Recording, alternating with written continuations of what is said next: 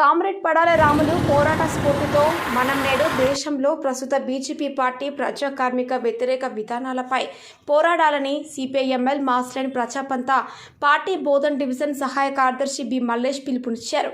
బోధన్ పట్టణంలోని పాన్ గల్లీలో కామ్రేడ్ పడాల రాములు 22వ వర్ధంతి సందర్భంగా ఆయన చిత్రపటానికి పూలమాలలు వేసి ఘనంగా నివాళులు అర్పించడం జరిగింది.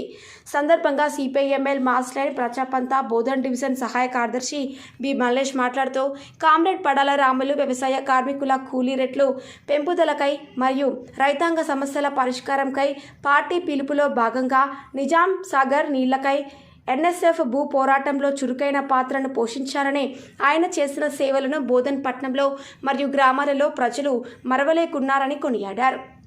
ఆయన చేసిన పోరాటాల స్ఫూర్తితో నేడు దేశంలో జరిగే పార్లమెంటు ఎన్నికల్లో ఫాసిస్టు మతోన్మాద బీజేపీకి వ్యతిరేకంగా ఓటు వేయాలని బి మల్లేష్ పిలుపునిచ్చారు.